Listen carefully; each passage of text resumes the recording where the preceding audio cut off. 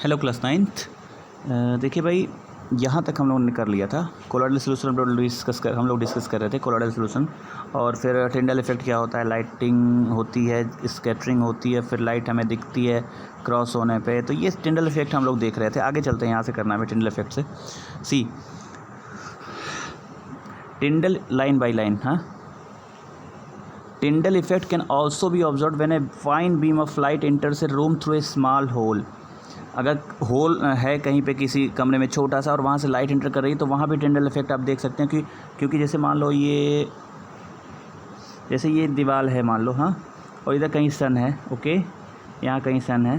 हालांकि होता नहीं है ऐसा सन, मतलब इतना, अरे भगवान, ओके सॉरी, मतलब ये सन है, ओके, बस इतना समझो। यहाँ से लाइट एंटर हो रही है, यहाँ कमरे में कोई छोटा सा होल है, यहाँ से जब लाइट आएगी ना बेटा, तो यहाँ जब एंटर होने के बाद रूम में जो आपने देखा होगा छोटे छोटे डस्ट के पार्टिकल होते हैं, ऐसे स्मोक और डस्ट के पार्टिकल। तो इसमें जब लाइट पड़ती है तो स्कैटर होकर इस तरह से क्यों कुछ यूँ होती है, स्कैटरिंग ऑफ लाइट होने के बाद। This is also a Tyndall effect, okay. तो वही है, देखिए आप, the Tyndall effect can also be observed when a fine beam of light enters a room through a small hole. This happens due to the scattering of light what? By the particles of the dust and smoke in the air. ठीक है ना। Tyndall effect जरूरी नहीं, मतलब colloidal solution जरूरी नहीं है बेटा। एक चीज़ और ध्यान देना कि कोलॉइडल सॉल्यूशन जरूरी नहीं है कि केवल लिक्विड और सॉलिड में ही बने। जैसा कि रूम में बना वो सॉलिड और गैस का बन रहा है, क्योंकि गैस मतलब एयर में छोटे छोटे सॉलिड के पार्टिकल हैं, सॉलिड के पार्टिकल ना, तो ये यहाँ कोलॉइडल सॉल्यूशन सॉलिड और गैस का बन रहा है ना। जरूरी नहीं है कि कोलॉइडल सॉल्यूशन हमेशा किसका और लिक्विड में ही हो। यहाँ देखो गैस में ही छोटे छोटे सॉलिड के पार्टिकल हैं, स्मोक और डस्ट के, तो ये भी कोलॉइडल सॉल्यूशन है जहाँ से स्कैटरिंग ऑफ लाइट होगी। ठीक है ना। देखिए यहाँ पे, ओके, अब आगे देखते हैं। Tyndall effect can be observe when sunlight passes through the canopy of a dense forest. देखिए यहाँ दिख रहा है सीधा सीधा। In the forest mist contains tiny droplets of water, ठीक है ना, which act as a particle of colloidal dispersed in air. जैसे ये दिख रहा है जो आपको यहाँ पे, तो इसमें छोटे छोटे जैसे यहाँ छोटे छोटे वाटर के ड्रॉपलेट होंगे एयर में, ठीक है ना। तो जब सनलाइट इसमें पड़ेगी सनलाइट, तो ये कोलॉइडल सॉल्यूशन बना रहा है। कैसे, मतलब सनलाइट अभी छोड़िए, ये कोलॉइडल सॉल्यूशन कैसे बना रहा है कि गैस में वाटर के मॉलिक्यूल छोटे छोटे हैं, ठीक है ना। तो ये किस तरह का कोलॉइडल सॉल्यूशन होगा कि लिक्विड इन गैस, इसको क्या कह सकते हैं, लिक्विड इन गैस। क्यों? क्योंकि जो लिक्विड इन गैस मतलब जो ऊपर रहता है, जो पहले बोलते हैं वो सॉलिड की तरह बिहेव करता है, और जो बाद में बोलते हैं वो सॉल्वेंट की तरह। तो यहाँ जो है सॉल्वेंट गैस है और उसमें छोटे छोटे जो ड्रॉपलेट हैं वाटर के, वो लिक्विड हैं, और वो किस तरह से बिहेव करेंगे, सॉलिड की तरह। तो इस तरह की कोलॉइडल सॉल्यूशन को बोलते हैं लिक्विड इन गैस, ठीक है ना।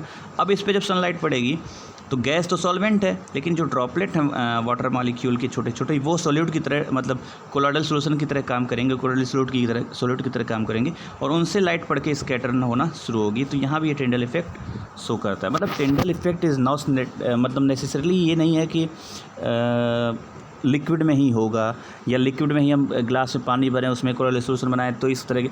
मतलब Tyndall effect is common for every type of colloidal solution, not specifically for liquid या इस तरह के कोई भी, मतलब है ना। जैसे ये सिगरेट से जो धुआं निकलता है ना, सिगरेट से जो धुआं निकलता है is a type of colloidal solution. कैसे? अब जो उसमें से धुआं जो निकलता है वो गैस है, तो पूरा गैस सॉल्वेंट है, लेकिन उस धुएं में छोटे छोटे कार्बन के पार्टिकल होते हैं सॉलिड फॉर्म में। तो वो किस तरह का कोलॉइडल सॉल्यूशन हुआ, वो जैसे ही स्मोक, ये सिगरेट मान लो है, यहाँ से जो स्मोक निकला इस तरह से, ठीक है ना। अब स्मोक तो गैस है, और इसमें लेकिन कार्बन के बहुत छोटे छोटे पार्टिकल होते हैं, तो ये कोलॉइडल सॉल्यूशन बनाते हैं, ठीक है ना। तो ये किस टाइप का कोलॉइडल सॉल्यूशन हुआ, ये हुआ solid in gas colloidal solution, क्योंकि गैस सॉल्वेंट है और उसमें छोटे छोटे सॉलिड इन गैस। ये जो एग्जांपल मैंने भैया जंगल वाला बताया था, इसमें लिक्विड इन गैस। तो कोलॉइडल सॉल्यूशन वेरी कर सकता है और उस नेचर पे नहीं डिपेंड करेगा कि मतलब किस तरह का। हाँ, अब कोलॉइडल सॉल्यूशन के नेचर पे ये डिपेंड कर सकता है कि इंटेंसिटी किस तरह की स्कैटरिंग वगैरह की होगी, वो is a different thing, okay. लेकिन जो प्रॉपर्टी आया टिंडल इफेक्ट, वो हर कोलॉइडल सॉल्यूशन के लिए होगा। मेरे कहने का मतलब सीधा ये है, ठीक है ना बेटा। देखिए टिंडल इफेक्ट यहाँ शो भी कर रहा है, इससे टिंडल इफेक्ट, ओके। अब प्रॉपर्टीज़ ऑफ कोलॉइड, होता क्या है कोलॉइड की प्रॉपर्टीज़ क्या होती हैं, ये हम देख लें एक बार।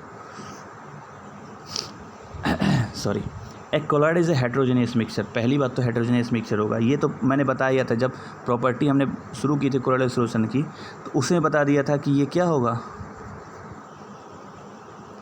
ये क्या होगा, हेट्रोजेनियस मिक्सचर होगा, जब कोलॉइडल सॉल्यूशन हमने शुरू किया था। The size of the particle of colloid is too small to be individually seen by naked eyes. ठीक है ना। अब यहाँ जो कोलॉइड बोला जा रहा है ना, या कोलॉइडल सॉल्यूशन मत समझिए इससे। कोलॉइड मतलब होता है, मतलब हम नॉर्मली समझने के लिए कोलॉइड मतलब जो सोल्यूट पार्टिकल इसमें होते हैं कोलॉइडल सॉल्यूशन में, उसको कोलॉइड यहाँ बोला जा रहा है। ठीक है, या पूरा सॉल्यूशन भी मान के चलें आप, क्योंकि देखिए किसी पॉइंट में कुछ देगा, किसी पॉइंट में किसी, तो पूरा सॉल्यूशन जब मान के चलेंगे तो ये हेट्रोजेनियस मिक्सचर होता है। दूसरा है कि the size of a particle of a colloid. Particle of a colloid का मतलब ये है कि solute of the colloid is too small, बहुत छोटा होता है, to be individually seen by the naked eyes. इतना छोटा होता है कि इसको हम नेक्ड आइज से देख नहीं सकते। ओके बेटा, तीसरी प्रॉपर्टी देखते हैं। Colloid are big enough to scatter a beam of light passing through it and make it is path visible by Tyndall effect, ये शो करेगा। सीधा सीधा इसका मतलब तीसरे का ये। चौथा क्या है, they don't settle down when left undisturbed, that is S colloid is a quite stable. मैंने स्टेबिलिटी का क्राइटेरिया बताया था आपको कि अगर कोई सोल्यूशन इस तरह से है, ये कुछ देर मतलब इसको मिला दिया जाए खूब ज़्यादा सॉलिड सॉल्वेंट के, ये हमेशा के लिए सस्टेन कर जाए इसी तरह मिलने के बाद, मतलब कहीं कुछ होना, तो ये स्टेबल है। अगर ये सॉल्यूशन कुछ देर छोड़ने के बाद नीचे सॉलिड के पार्टिकल बैठ जाते हैं तो अनस्टेबल है। कोलॉइडल सॉल्यूशन के केस में क्या होता है, they don't settle down when left undisturbed, that is colloid is quite stable. इसलिए कुछ हद तक ये क्या होते हैं, स्टेबल होते हैं। ओके बेटा, तो ये हो गया प्रॉपर्टीज़ ऑफ कोलॉइड।